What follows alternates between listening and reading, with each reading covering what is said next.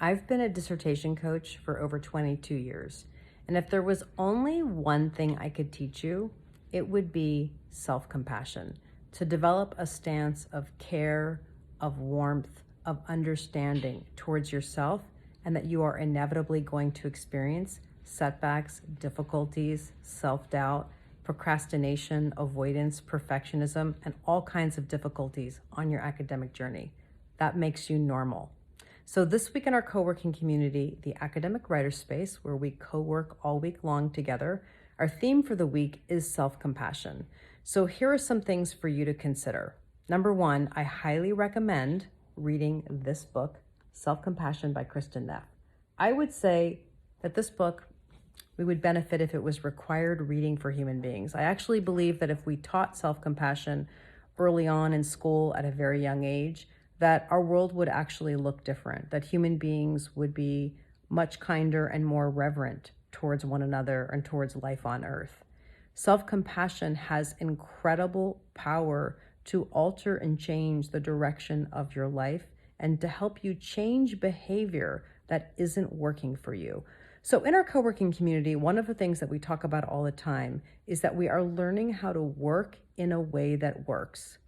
And it is very apparent to me that the cornerstone of working in a way that actually works, that actually produces results, is being kind, where we release and let go of the tendency to beat ourselves up, to try to motivate ourselves with self-criticism, because it actually doesn't work. I've often joked that if self-criticism, self-flagellation, being hard on ourselves was an effective strategy for motivation, I would have had to choose a different career path, right? There wouldn't be a multi-billion-dollar diet industry because people would just beat themselves up into behaving the way they want. It's not an effective strategy. Now, many of us were raised in environments where parents or adults of authority use criticism as a way to try to motivate us. Why can't you keep your room clean? Be more like your sister. Get it together. What's wrong with you? You need to focus and do your homework. So criticism and motivation constantly got paired together. So we internalize a message that the way that we motivate ourselves is by being hard on ourselves. So this week in our sessions, we're going to look to develop an alternative to that. So first of all, we're going to focus on bearing witness, noticing when we are in a moment of difficulty, noticing when we're suffering or when there's some kind of pain or challenge. One of the key components of self-compassion that Kristin Neff talks about is mindfulness, being able to actually witness that we are in pain in the first place. It's impossible to administer any kind of care to ourselves if we don't notice where there's pain or difficulty in the first place. So make it a practice to be able to call out and compassionately notice, I'm having a difficult time right now. There's nothing wrong with you. You're having a normal human experience. We also want to recognize that that's part of our common humanity. If you follow my Instagram or Facebook page, you will see all the memes that I share that are actually showing the common humanity in academia and how much we are more alike than we are different. Your pain and my pain are part of our shared humanity, and your pain and my pain are worthy of our care. And the third component of self-compassion is actually extending kindness, being able to say, oh, Allison, yeah, this is a difficult moment. This is really challenging for you. You're really struggling with this right now. Yeah, this isn't easy.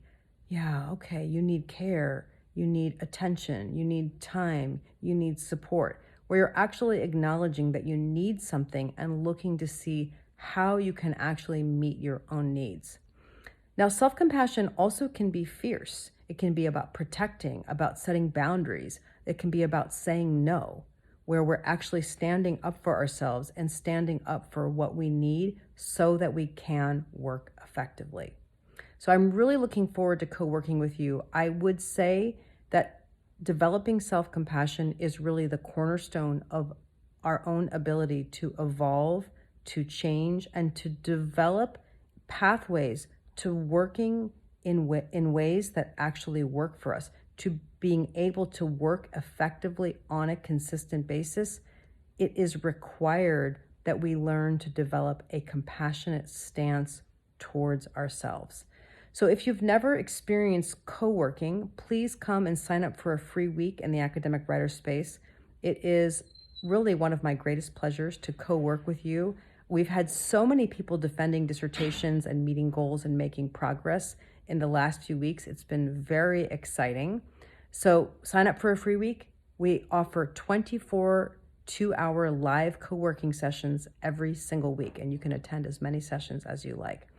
All right, to everybody in our community, I'm most grateful to be in a community where people extend kindness inward and outward, and I look forward to seeing you on Zoom.